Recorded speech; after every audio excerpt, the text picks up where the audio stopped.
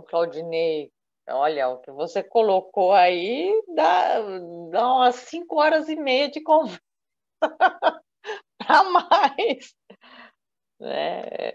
São pontos importantes. É que também a gente pensa, nós pensamos como humanos, né? Não tem como, a nossa referência é essa, né? Então você sempre acha que é uma coisa específica, é uma troca, você me dá uma coisa e eu te devolvo outra, né?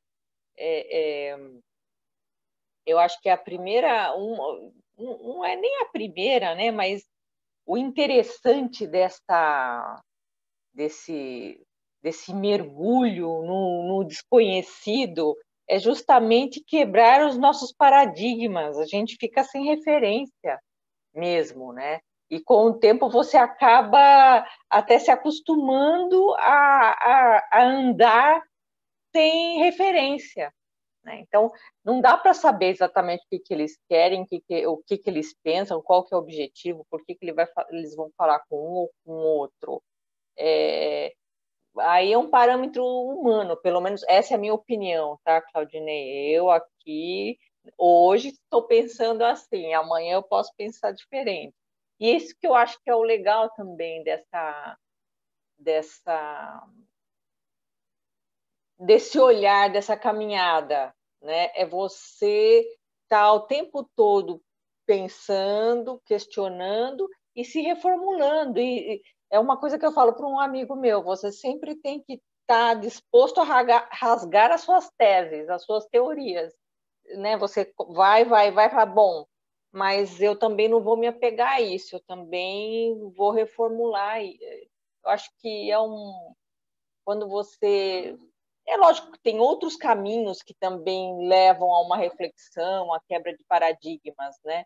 Mas pelo menos esse eu acho que é o que eu me sinto mais inteira e mais livre, né? Por mais que constantemente eu tenha que ficar tirando as coisas incrustadas que ficam como humanos, né? Uma das coisas que eu pensei aqui, né, ouvindo todo mundo, é que como é uma experiência que seduz, né, a gente vive uma experiência diferente, essa que o Cabral falou e outras que outras pessoas vivenciaram, que eu vivenciei, você quer, é igual o doce, né? Você quer continuar repetindo aquela coisa, né? Você quer repeteco daquilo, né? E não é assim, não funciona assim. E eu acho que isso que também é o legal. Eu acho que existem instantes, tem momentos em que você toca nessa realidade, você se aproxima dessa realidade, isso te ajuda a quebrar alguns paradigmas, mas eu estou inserida aqui, eu tenho que viver esta realidade aqui, né? Então, um pouco, sei lá, da caminhada que eu fiz ao longo desses anos, tem que tomar um certo cuidado de tudo também ter que ter uma referência, uma confirmação, uma comprovação, sempre um link. Tem coisas que você tem que fazer por você mesma, né? Não tem que ficar esperando, pelo menos na minha opinião, confirmação disso ou daquilo. Tem coisas que eu tenho que viver aqui como nessa experiência aqui terrestre, humana, né? Então eu acho que é uma linha tênue, né? Ao mesmo tempo você caminha nesse lado mais desconhecido, tenta entender, se aproxima, mas ao mesmo tempo também você tem que se inserir aqui, né?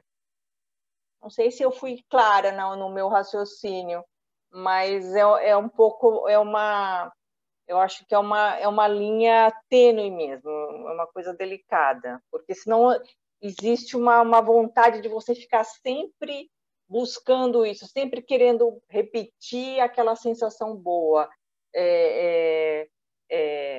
ficar naquele ambiente que é bom, acolhedor, mas você não pode ficar ali. Então, é uma é uma linha tênue. Não sei se eu fui clara.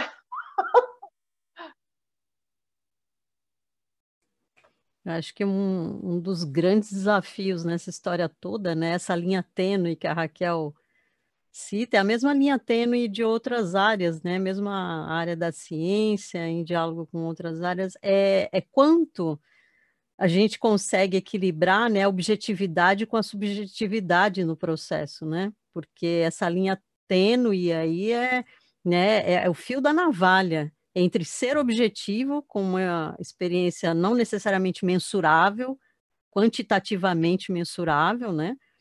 É, e, ao mesmo tempo, quanto abrir espaço para uma subjetividade que também é necessária ao processo, né? Então, e, a meu ver, é justamente a busca dessa linha tênue, desse equilíbrio, é que é o barato da coisa. Porque é aí que você vai se autoconhecendo e vendo seus limites, tanto para um lado quanto para o outro. Tem gente que vai para um limite do subjetivo demais. E aí começa a fantasia, começa todo um lado, né, que às vezes não fica tão legal. Tem gente que fica muito no lado do objetivo, querendo só prova física, ver nave, bater a mão na nave, né? E ver o ser de outro planeta na frente, trocar ideia, mas se aparecer na frente ele sai correndo também. Olha, tem vários perfis, né? Mas essa questão do equilíbrio aí, né, do jogo entre, e que é da própria vida também, se a gente for pensar, por isso que eu estava pensando nisso antes, né? Quanto esse assunto, que para muitos é um assunto apaixonante, que é o meu caso, a paixão no sentido bem entendido dessa busca de equilíbrio, né, entre o objetivo e a subjetividade do processo, quanto isso também não serve de parâmetro para a gente buscar isso na própria vida. E é isso que tem me modificado, né, de uma forma bacana, a meu ver, para mim mesma, com autodescoberta, né? Fazendo perguntas ao longo do processo, né, de interação desse grupo, de leitura sobre esse tema, de diálogos, né, pertinentes a esse tema, que fascina a mim e a outros do grupo, né? E fascinação aqui também no sentido interessante, né? Uh, que a gente tem sempre essa curiosidade de buscar mais, porque vários têm experiências como essa que Cabral acabou de relatar, além de outras que nós já vivemos e que nos fazem ter alguma coisa ali que faz a gente querer ir atrás disso, querer ir mais além. Mas para mim não é suficiente, né? Ou ver nave não é suficiente. Para mim, o legal, né, do processo é justamente essa busca desse equilíbrio no processo. Como que eu lido com as emoções envolvidas nesse processo, né? Tentando adequar isso que, a meu ver, tem que ter um teor de objetividade, sim, porque senão vira uma coisa de malucagem mesmo, maluco, né? Não dá para levar para esse lado, né? Do subjetivo demais, então tem que ter sim um caráter científico, objetivo, uma busca de metodologia, né? Então tem que ter esse lado, mas por outro lado eu vejo pessoas desconsiderando questões importantes, subjetivas, só porque não tem uma comprovação supostamente objetiva do processo, né? Às vezes tem algo gritando ali subjetivamente para vários indivíduos de um grupo, inclusive, né? Como é o caso do que eu relatei, e não está sendo levado em consideração, algo que está ali evidente, né? Mas porque não está tendo esse equilíbrio, né, no jogo. E isso é muito difícil também, encontrar esse equilíbrio, tanto para si mesmo quanto em um grupo, né, que busca um exercício dentro desse tema, não é fácil, é um exercício de vida, né? E por isso que pode virar, a meu ver, um exemplo de exercício de vida para que se faça um contato com seres, né, supostamente mais tecnologicamente avançados que nós para conseguirem chegar aqui, né? Isso quer dizer que se eles conseguem chegar de alguma forma e não necessariamente se apresentar na Casa Branca, com aquela coisa toda que todo mundo sempre fala, mas por que não chega aí e se apresenta na Casa Branca? Eles devem ter lá seus motivos, seus protocolos de ação, né? Como nós também temos os nossos, por sinal, bastante belicosos, né? em geral, quando se apresentam. Então, o que a mim interessa nesse processo é justamente isso, eu acho que é o mais desafiador, é a linha tênue que a Raquel falou, esse fio da navalha entre lidar com um assunto como esse, né, primeiro com coragem de se expor ou de aceitar isso como uma possibilidade, porque socialmente muitas vezes você vai virar motivo de preconceito, de chacota, então requer coragem. E uma vez assumido isso, como lidar de uma forma equilibrada com esses dois lados, né? Não sendo binário, mas assim, buscando dentro da complexidade do processo, um equilíbrio construtivo entre a objetividade e a subjetividade envolvidas nesse processo, né? De pensar a respeito disso, de buscar um contato, de sair a campo, como muitos grupos fazem, de ficar acampado, e aí quem olha de fora fala, olha lá os malucos correndo atrás de OVNI, correndo atrás de UFO. Quem olha de fora e tem razão, muitas vezes, de pensar isso, porque não tem o referencial do grupo que está envolvido num trabalho que, às vezes, de anos, de seriedade, de compromisso, né, com uma pesquisa. Quem olha de fora com esse olhar terrícola, que nem diz um amigo nosso, né? Esse olhar terrícola vai carimbar mesmo, de olha o bando de maluco correndo atrás de OVNI, ou então olha o bando da seita dos OVNIs, quer dizer, isso de sair carimbando, né? Então, a gente tem que realmente pensar nessas questões, né? Quanto é viável essa busca esse equilíbrio, a meu ver, é viável, sim. Eu tenho buscado esse exercício na minha própria vida, né? Enquanto lido com ele. É só esse aí meu pitaco que eu queria trazer à tona mais um pouquinho. Alguém pegue a bola aí se quiser, ou se não quiser, passamos a palavra ao biólogo, segundo Cabral, né? O biólogo popstar. Eu só vou fazer um comentáriozinho, eu já devolvo a bola para o nosso biólogo popstar e agora também, né, atacante, deve estar com a camisa 10 lá. Espero que ele não fure a bola. Mas, não, isso é, nossa, a Márcia estava falando, eu lembrei como a perspectiva subjetiva torna algo objetivo inócuo em alguns momentos. O grupo da gente fez dezenas de o que nós chamamos de saídas a campo. Quando você vai para um lugar bem isolado e às vezes desolado, né? E para corroborar uma experiência de telepatia ou simplesmente para treinar autocontrole emocional, né? E eu me lembrei, né, de algo simples. Teve uma noite que eu levantei a gente acampa no meio do mato, ou no meio de uma mata, ou às vezes em caverna, depende do contexto. Dessa vez a gente estava num pasto próximo a uma mata e a uma floresta, e mais ou menos a 1 quilômetro de um rio, estava mais ou menos a mesma distância de uma casa de fazenda, mas isolado, a gente não tinha visada, não tinha... é difícil de ouvir, tinha um barulho do rio no meio e tal. E, então foi interessante, porque estava acampado numa barraca, né? Eu levantei, acordei, né, precisando ir no banheiro, e eu levantei e eu não simplesmente fui sair para ir no banheiro. Que o banheiro é o mato. Você pega a pazinha, pega o saquinho com seu kit banheiro, geralmente é uma pazinha, cal, papel higiênico, né? E uma lanterna.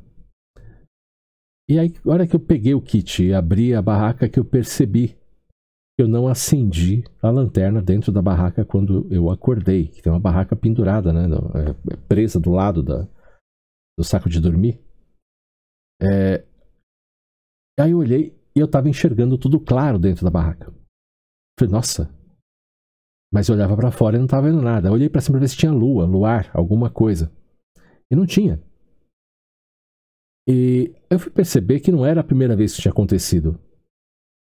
De dentro da barraca tá claro, sem ter luz, sem ter fonte de luz. Não tinha nada com LED, nada eletrônico, nenhuma lanterna, nada fluorescente.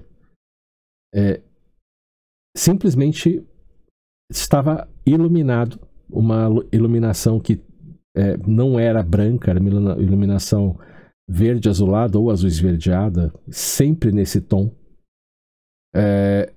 E eu falei, mas peraí, pode ser a lua, porque essa barraca especificamente era de lona verde, mas a anterior, que era marrom, também ficava claro de madrugada. Eu sempre achei que era a lua. E aí eu fui ver que em quase metade das nossas saídas era lua nova, não tinha lua. Não tinha como ter fonte de luz externa fazendo a barraca iluminar por dentro. E sendo a barraca marrom, não tinha como ficar verde azulado ou azul esverdeado dentro. E nesse dia foi muito óbvio, porque estava tão escuro que a hora que eu abri o zíper da barraca e olhei para fora, eu não conseguia enxergar o chão do lado de fora da barraca. Porque a luz que estava dentro da barraca, essa iluminação, que eu não sei a fonte, eu cogito, mas não sei, né?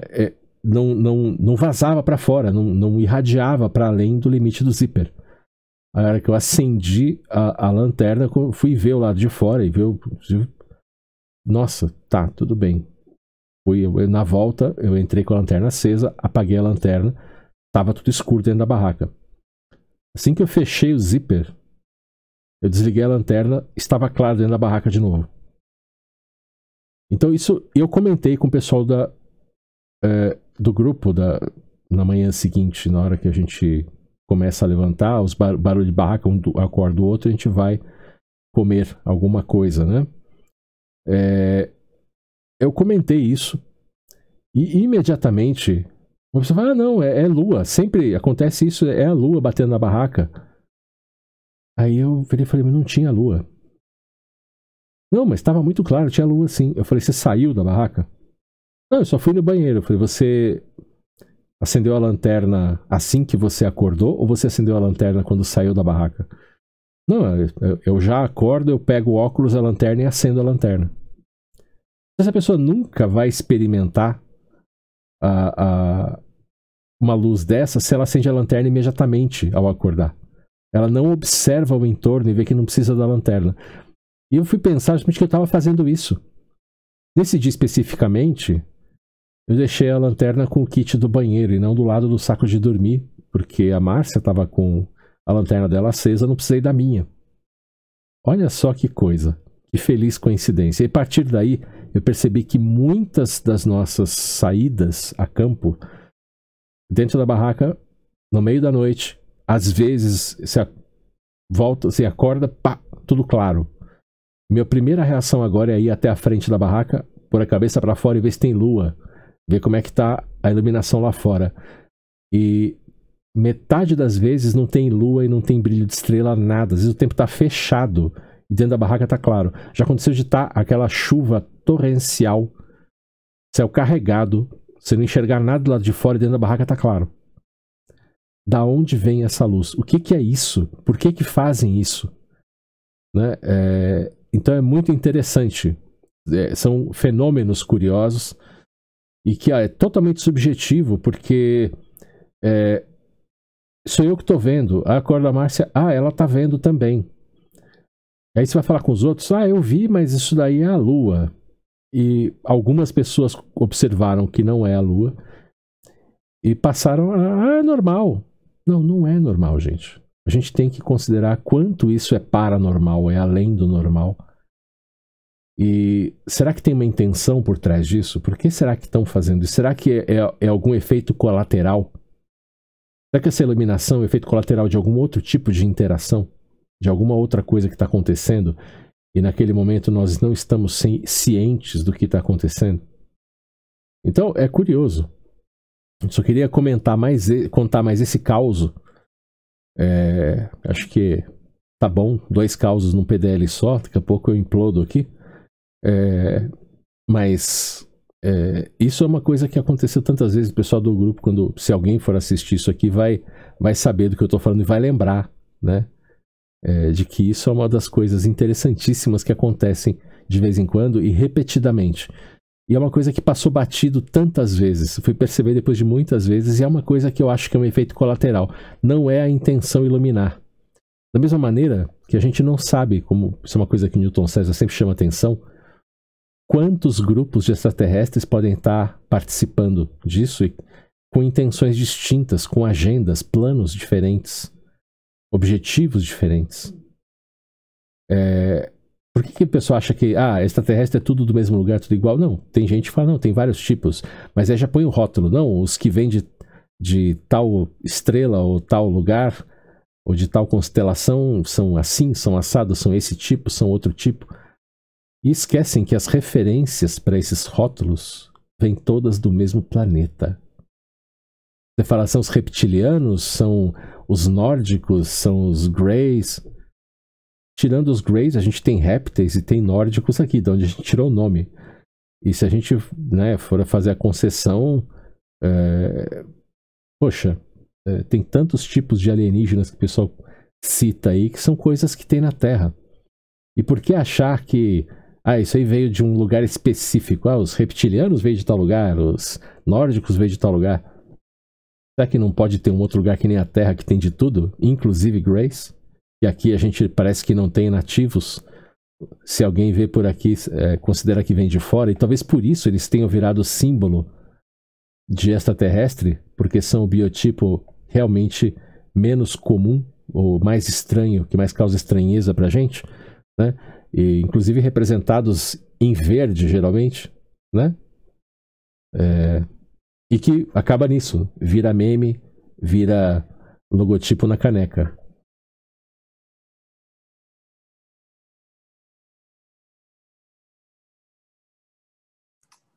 Muito bem, pessoal. Temos mais contribuições? Alguém quer falar mais alguma coisa?